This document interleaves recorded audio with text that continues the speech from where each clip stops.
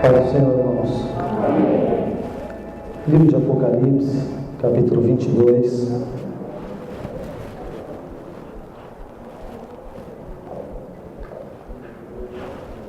Livro de Apocalipse, capítulo 22.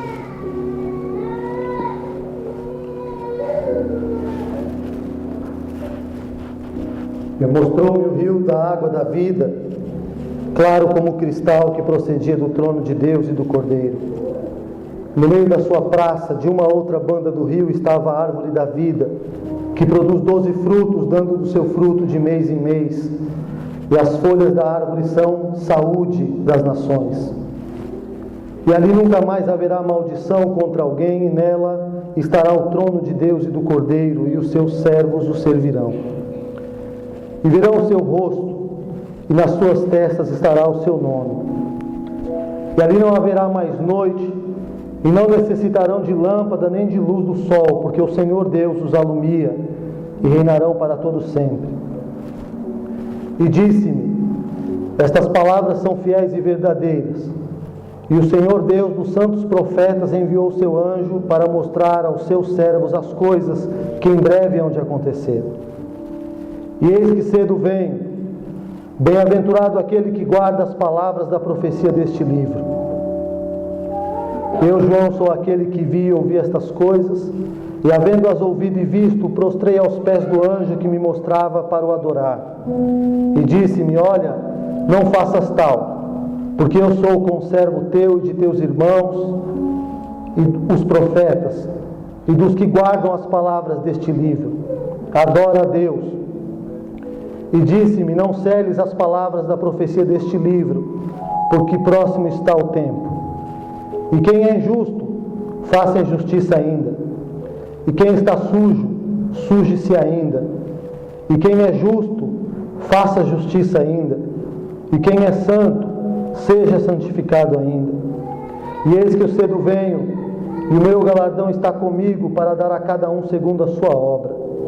Eu sou o Alfa, o Ômega, o princípio e o fim, o primeiro e o derradeiro. Bem-aventurado aqueles que lavam as suas vestiduras no sangue do Cordeiro, para que tenham direito à árvore da vida e possam entrar na cidade pelas portas. Ficarão de fora os cães, os feiticeiros, os que se prostituem, os homicidas, os idólatras e qualquer que ama ou cometa mentira. E eu, Jesus, enviei o meu anjo para vos testificar estas coisas nas igrejas. Eu sou a raiz e a geração de Davi, a resplandecente estrela da manhã. E o Espírito e a esposa dizem: vem. E quem ouve, diga: vem. E quem tem sede, venha. E quem quiser, tome de graça da água da vida. Porque eu testifico que todo aquele que ouvir as palavras da profecia deste livro, que se alguém lhe acrescentar alguma coisa, Deus fará vir sobre ele pragas que estão escritas neste livro. E se alguém tirar quaisquer das palavras do livro desta profecia, Deus tirará a sua parte da árvore da vida e da cidade santa que estão escritas neste livro. Aquele que testifica estas coisas diz: certamente cedo venho. Amém. Ora vem, Senhor Jesus. A graça de nosso Senhor Jesus Cristo seja com todos vós. Amém. Nós acabamos de ler o livro de Apocalipse, no seu último capítulo. Jesus está mostrando o final das coisas. E para esta noite, a palavra que o Senhor põe no meu coração é o arrebatamento, a esperança da igreja. Antes, porém, cada um de nós deve responder uma pergunta em relação à fé. No que você acredita? Isso porque o mundo mudou muito de uns anos para cá. O homem sabe muitas coisas que não sabia um tempo atrás. Em Daniel capítulo 12, versículo 4, diz que a ciência iria se multiplicar, e ela se multiplicou. E muitas pessoas tentam provar Bíblia com ciência e ciência com Bíblia e entram em parafuso. Tem pessoas que não acreditam mais no inferno porque sabem exatamente, nos termos geológicos, o que existe no centro da Terra. E tem pessoas que não acreditam no céu porque sabem exatamente, nos termos astronômicos, o que existe no espaço. E nessa batalha de conhecimento, as pessoas começam a interpretar de uma forma diferente aquilo que Deus estabeleceu como verdade. Há pregadores famosos que não pregam mais sobre o arrebatamento da igreja. E alguns que dizem que Jesus não vai mais voltar, que a volta de Jesus resume na morte de cada um individualmente. Esta noite, esta pergunta tem que ter uma resposta muito clara na sua mente. Que o motivo que nos traz aqui é o fato de nós crermos no arrebatamento da igreja. O nosso jeito de evangelizar mudou. Hoje nós não anunciamos que Jesus está voltando. A abordagem que nós usamos é que nossa igreja é legal, que o povo é gente boa e que é gostoso estar aqui. Tudo isso é verdade, mas a maior verdade é que Jesus está voltando. Eu espero que você acredite nisso tanto quanto eu acredito. Eu espero que você esteja concordando com o que você está ouvindo. Porque esta semana nós ouvimos notícias de aviões que foram derrubados. Um avião saindo de Burkina Faso, onde um dos nossos pastores já esteve para evangelizar, caiu indo em direção ao norte da África. Israel está em guerra, a Rússia está em guerra, e nós estamos imaginando que são coincidências. Um avião que cai com alguns holandeses e alguns europeus, talvez seja a gota d'água para que a Europa compre uma guerra, que a América do Norte compre uma guerra. E isso é sinal da vinda de Jesus. A palavra de Deus, ela nos diz que profecia alguma foi produzida por vontade de homens, mas que os homens santos de Deus falaram inspirados pelo Espírito Santo. Há uma palavra da Bíblia dizendo: Jesus, ele vai voltar. E ele vem para buscar algumas pessoas que lavaram as vestiduras no sangue do Cordeiro. Em Ezequiel capítulo 7, versículo 6, tem um texto que diz: o fim vem, o fim vem. E a primeira vez que alguém fala sobre esse momento, não está escrito lá no Gênesis, mas lá em Judas, no versículo 14, alguém diz, e como Enoque disse, o sétimo depois de Adão: eis que é vindo o Senhor com os seus santos para julgar os ímpios. Há uma palavra na Bíblia que nos deixa claro que Jesus vai voltar. E tem alguns textos que eu gostaria de ler com vocês nesses momentos. Talvez você não tenha tempo de abrir a sua Bíblia, mas em 2 Pedro capítulo 3, versículo 3 e 4 diz: sabendo primeiro isto, que já nos últimos dias virão escarnecedores, andando segundo as suas próprias concupiscências e dizendo: onde está a promessa da sua vinda? Porque desde que os antigos dormiram, todas as coisas permanecem como desde o princípio da criação. E algumas pessoas, por olharem que há tanto tempo se fala sobre a volta de Jesus, ficam encabuladas de repetirem uma coisa que a ciência não consegue explicar. Encabuladas de repetir uma história que o avô já contou e que o pai já contou. E por ter dificuldade de explicar o que esses escarnecedores dizem, acabam colocando isso em segundo plano. Qual é a sua opinião a respeito desse assunto tão sério? Há um outro texto na Bíblia, em 1 Coríntios capítulo 15, versículo 19, que diz: se esperamos Jesus apenas nesta vida, somos os mais miseráveis dos homens. Existem algumas pessoas que embarcaram numa viagem chamada Evangelho, que o final desta viagem é a entrada no céu, e que no meio desta viagem é possível que nós sejamos servidos de tantas coisas.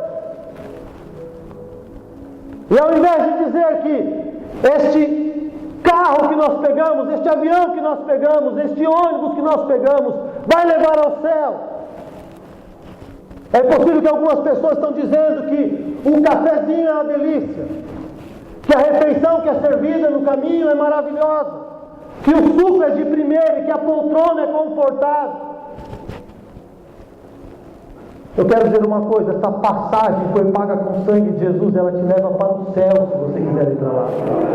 E pode ser que a poltrona seja muito gostosa, mas eu quero sair dessa poltrona logo. Pode ser que o cafezinho seja uma delícia, mas não é o cafezinho que te fez entrar neste avião, neste trem, neste carro.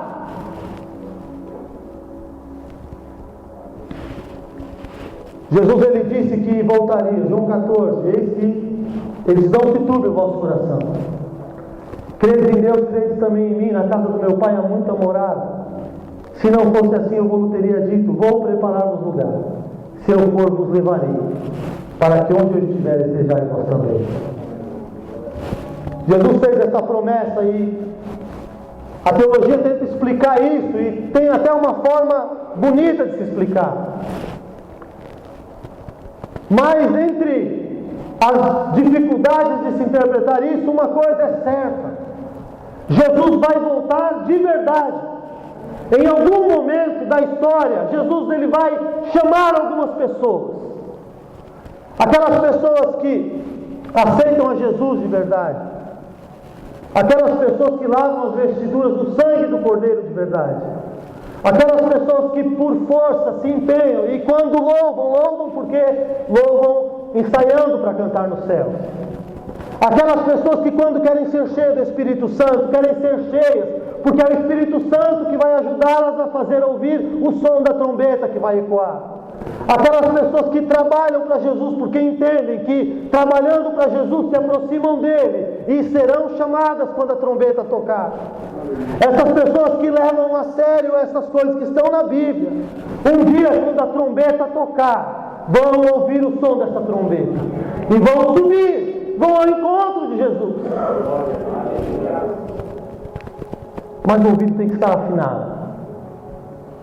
Tem pessoas que nessa caminhada elas vão ser abordadas por algumas coisas que a Bíblia chama de comichões nos ouvidos.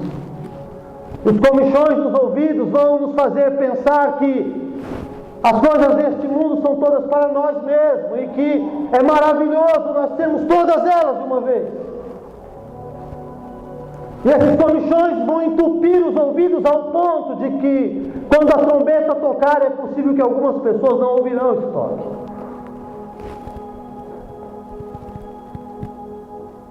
Então, para que nós consigamos ouvir o toque dessa trombeta, que a Bíblia diz lá em Coríntios, 1 Coríntios capítulo 15, versículo 51 em diante, diz que nós não devemos ignorar algumas coisas, que num abrir e fechar de olhos, ante o toque da última trombeta, os mortos em Cristo serão transformados. E nós, os que estivermos vivos, também teremos o nosso corpo corruptível sendo revestido da incorruptibilidade. E quando isso que é mortal se reveste de imortalidade, e isso que é corruptível se reveste de incorruptibilidade, a morte deixa de ter poder sobre os crentes. A corruptibilidade deixa de ter poder sobre os crentes.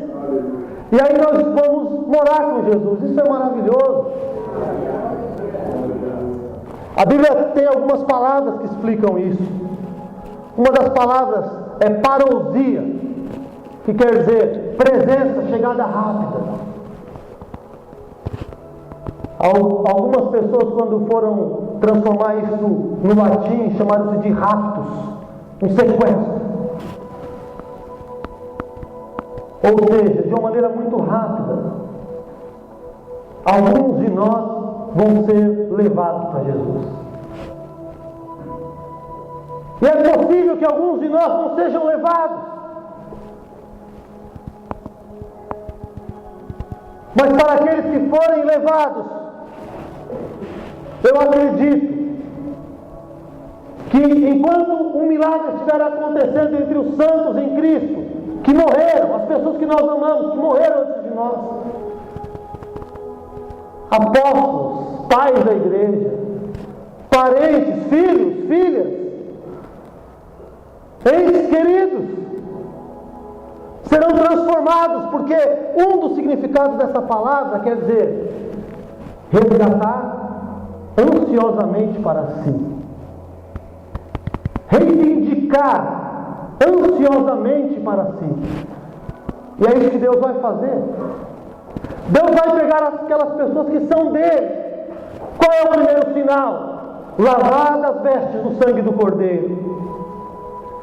Qual é o segundo sinal? O selo da salvação. O Espírito Santo tem que estar dentro dessas pessoas. E para essas pessoas que estiverem em sangue e o Espírito Santo, Deus ele vai chamá-las e vai dizer: são minhas, eu vou reivindicá-las para mim.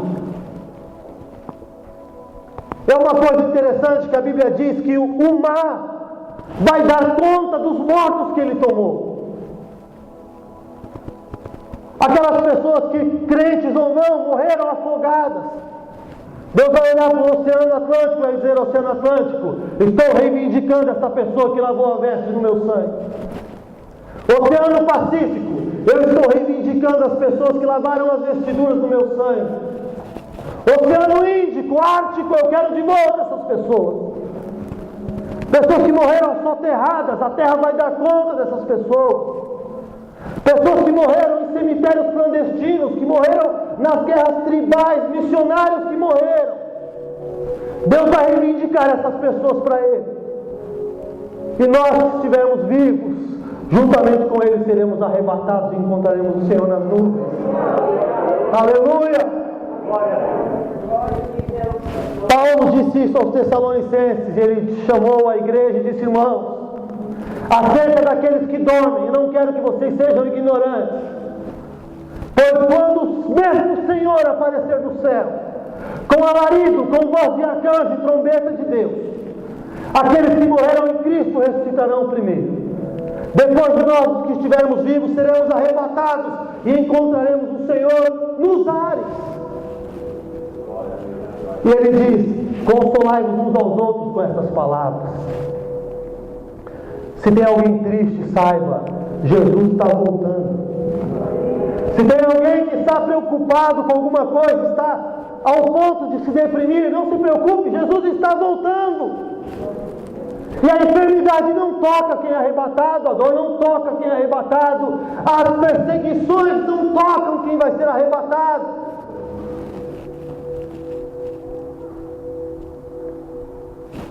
Jesus, ele, falando sobre esse assunto, ele disse que haveriam sinais que precederiam a vinda dele. E falando de sinais, eu tive a curiosidade de pesquisar como anda o termômetro desses sinais. Sobre guerras, nós estamos vendo isso dia a dia. O que me preocupa é que as guerras antigamente eram feitas entre as nações, uma nação contra a outra, e hoje as nações estão brigando dentro de si, governantes sendo mortos e um caos. O que eles chamam de primavera árabe é uma carnificina que está acontecendo no Oriente Médio. Terremotos. Talvez você não saiba, mas hoje, dia 17 de julho, houve 16 terremotos no planeta. Existem ONGs, grupos de estudo, eles mostram, e hoje houve 16 terremotos no planeta. Não vai aparecer na televisão. Catástrofes, as pessoas fugindo para o Brasil por causa de catástrofes. Falava-se que um dos sinais seriam falsos cristos e falsos profetas. Falsos cristos são fáceis de identificar.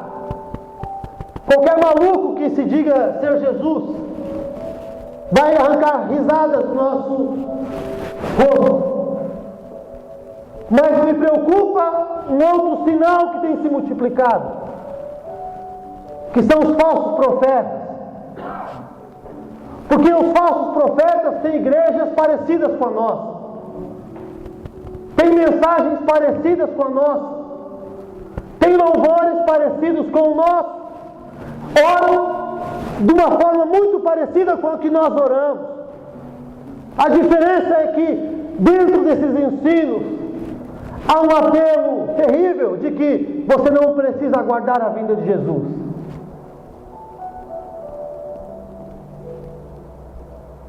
Há um perigo de nós confundirmos porque eles talvez tenham muito mais espaço do que nós, sejam muito mais simpáticos, muito mais carismáticos, sejam muito mais light, legais, tenham muito mais atrativos para dar. Mas em Marcos 13:31 diz: passarão os céus e a terra, e as minhas palavras não vão passar. Deus arrebatou Enoque, que ninguém viu. Um dia alguém percebeu que Enoque não estava mais ali. Deus arrebatou Elias, mas de uma forma diferente. Uma carruagem de fogo apareceu nos céus, pegou Elias e levou para ele. Para que nós entendamos que se ele disse que vai nos buscar, ele vai nos buscar. Apostasia, muitos abandonarão a fé.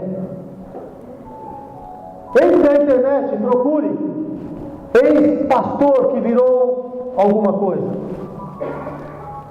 Entre na internet e pesquise ex-evangélico que aceitou a fé tal.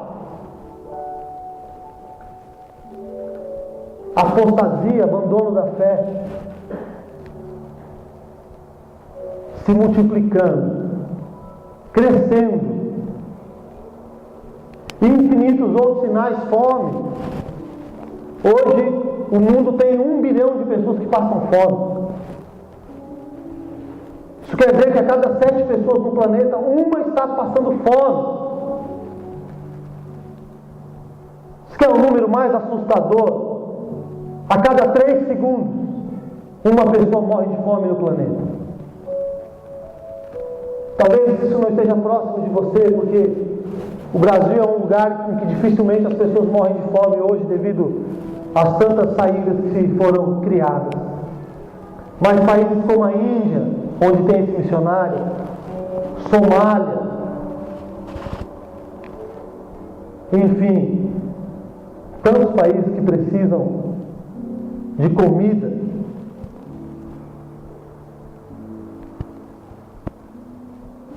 Jesus ele deixou alguns sinais de que esse dia chegaria. E ele disse que a situação seria tão difícil que se os tempos não fossem abreviados, nós, os escolhidos, ficaríamos confusos, nós não iríamos aguentar. E é por isso que os dias têm sido mais curtos, é por isso que as noites têm sido mais curtas, é por isso que daqui 5 meses o ano vai acabar e nós ficamos pensando, o que nós fizemos nos 7 anteriores?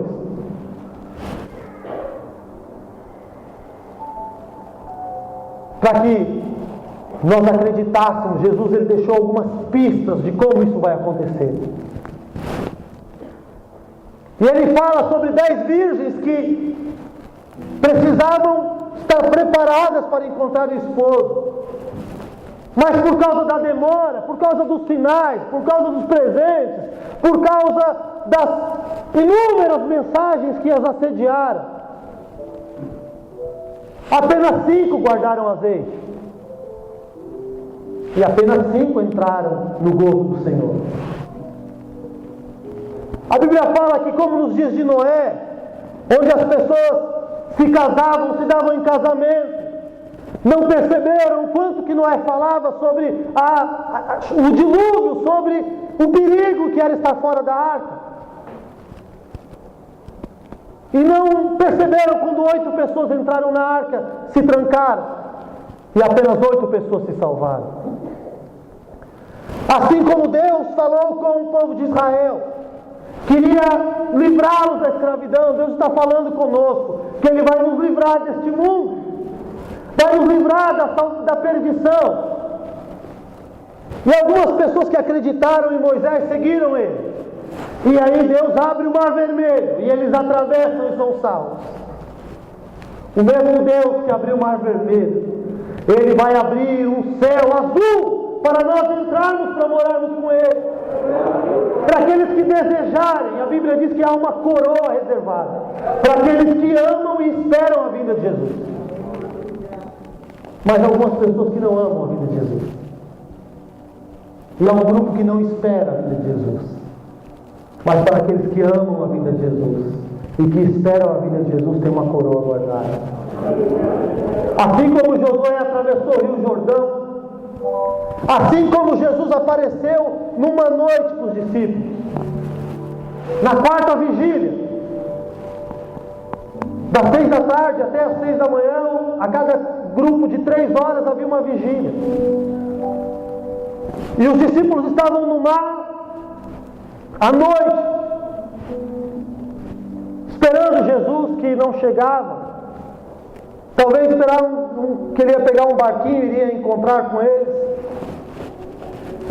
E na última vigília, entre as 3 e 6 da manhã, que é o momento em que já se espera o sol nascer, que já se espera que a noite termine, foi quando a situação ficou um pouquinho mais difícil. E vento, e chuva, e tempestade pareciam que iam destruir o barco. Na última vigília, Jesus apareceu andando sobre as águas. E lá em 1 João 2,18 diz: filhinhos, é já a última hora. E nessa última hora, Jesus vai aparecer para o barco de algumas pessoas. Essas pessoas não vão ver Jesus andar sobre as águas, vão ver ele andar sobre as nuvens.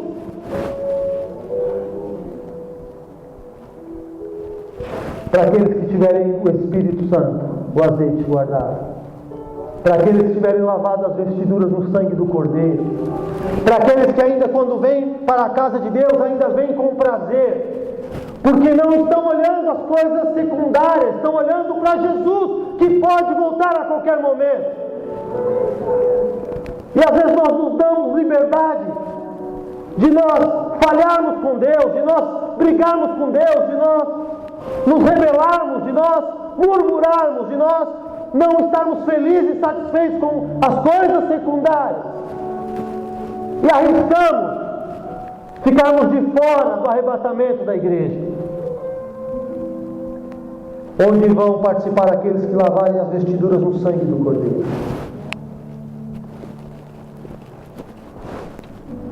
Quando Jesus levar a sua igreja, algumas pessoas vão vir aqui buscar uma palavra. E eu espero não estar aqui para pregar para essas pessoas. Algumas pessoas que talvez se incomodem com o nosso barulho, vão se incomodar com o nosso silêncio e vão vir aqui. E eu espero não estar aqui para cantar para essas pessoas. Eu espero não estar aqui para tocar para essas pessoas. Eu espero não ser a pessoa que vai abrir o templo para que elas entrem. Quero estar nas bodas do Cordeiro. Quero estar sendo servido por Jesus. Quero estar, como diz Apocalipse 21, versículo 4, Jesus enxugará dos olhos toda lágrima. Chore hoje aqui, Jesus vai enxugar as suas lágrimas lá. Perca hoje aqui, Jesus vai enxugar as suas lágrimas lá. Seja hoje aqui, Jesus vai enxugar as suas lágrimas lá.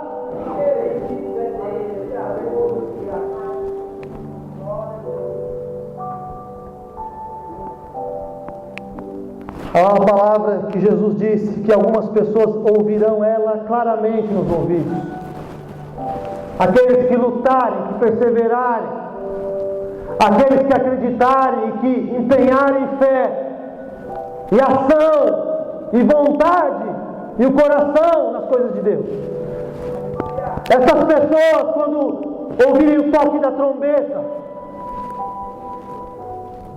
e elas estarem com o Senhor, vão ouvir: vinde benditos do meu Pai, possuir por herança aquilo que está preparado para vós desde a fundação do mundo. Aleluia.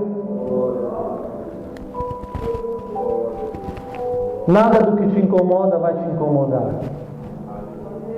Nada do que te afeta vai te afetar. Nada do que te tira lágrimas hoje vai tirar. Nada do que vale a pena você brigar hoje vai valer a pena. Quando Jesus chamar a igreja, quando Jesus chamar e ao mesmo tempo os crentes de Arujá, crentes do norte do país, crentes que estiverem em Nova York, Roma, Paris, Sydney, ao mesmo tempo ouvindo um toque de uma trombeta chamando para a verdadeira pátria, para o verdadeiro lugar que Jesus quer nos levar, para a verdadeira casa que nos pertence, para tomarmos da água da vida, para comermos o fruto da árvore da vida. E a Bíblia diz: lá não haverá sol nem lua. O rosto de Jesus vai iluminar aquela cidade. Lá não haverá templo, porque a Bíblia diz: Deus e Jesus serão o templo desta cidade. Lá nós não ficaremos cansados, fatigados. Nosso corpo vai ser glorificado. Lá nós não teremos dúvidas, brigas teológicas, porque como Ele é, nós o veremos. Aleluia!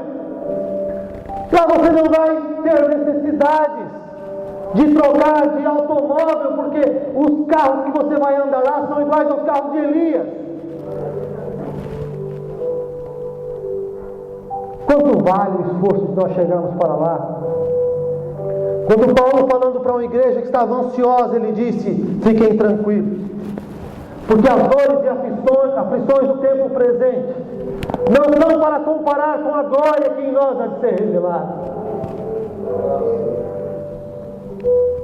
Quando Jesus diz: eis que cedo venho, quando os profetas diziam que nos últimos dias aconteceriam sinais, sangue, fogo, fumaça, estavam dizendo que haveria um sacrifício de sangue que começou quando Jesus veio para essa terra. Haveria um fogo do Espírito Santo, que é aquilo que faz você acreditar nessas palavras, que faz você vibrar com essas palavras, faz esperar, dizer: Maranata, ora vem, Senhor Jesus. E haveria uma fumaça de glória de Deus, que iria te preparar, que te iria fazer experimentar os céus aqui. E é te fazer de alguma forma, sem você entender, sentir saudade de um lugar que você nunca esteve, sentir vontade de estar num lugar que você nunca viu, sentir vontade de cantar canções que você nunca ouviu, sentir vontade de andar em ruas de ouro e cristais que você não viu. É o Espírito Santo que põe essa saudade de você, que põe esse desejo em você. E se você não tem isso, cuidado.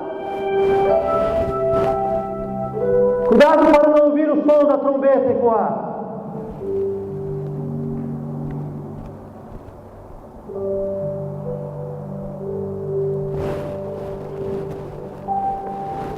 Assim como Jesus, ele cumpriu tantas as outras palavras da Bíblia e promessas, há uma promessa para nós vamos subir.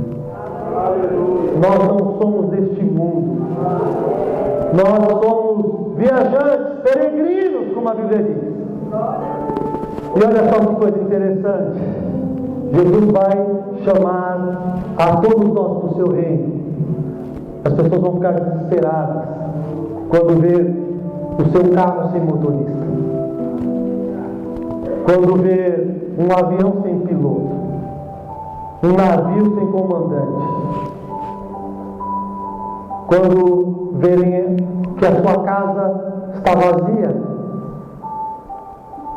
Quem sabe as maternidades vão ficar vazias, alguns asilos perderão gente. Talvez algum programa ao vivo vai perder a comunicação, porque lá o câmera que estava segurando era um crente que está sentado aí do seu lado. Existe uma lei que prende a gente nesta terra, que é chamada lei da gravidade. Quando Jesus chamar, essa lei vai ser quebrada. E sem nós entendermos, num abrir e fechar de olhos, 100 milésimos de segundo, estaremos para sempre com o Senhor. Para sempre com o Senhor. Para sempre com o Senhor. Para sempre com o Senhor. Para sempre com o Senhor. Aleluia. Se essa é a sua esperança, se essa é a sua esperança, e se você talvez não se decidiu, a porta que te leva para o céu é o nome de Jesus, é o sangue de Jesus, é a palavra de Jesus. Aquilo que nos levará ao céu é a fidelidade ao Senhor, é o esforço em seguirmos a Jesus. Eu espero encontrar você lá. Eu acredito que o Senhor virá nos buscar em breve. Não falta nenhum sinal se cumprir para que Ele venha, a não ser a ordem do Pai, que diga: vai buscar a minha igreja, e aí nós subiremos com Ele. Se você quer nisso, eu te convido a aplaudir ao Senhor, a adorar ao Senhor com alegria, não perder essa esperança, em nome de Jesus.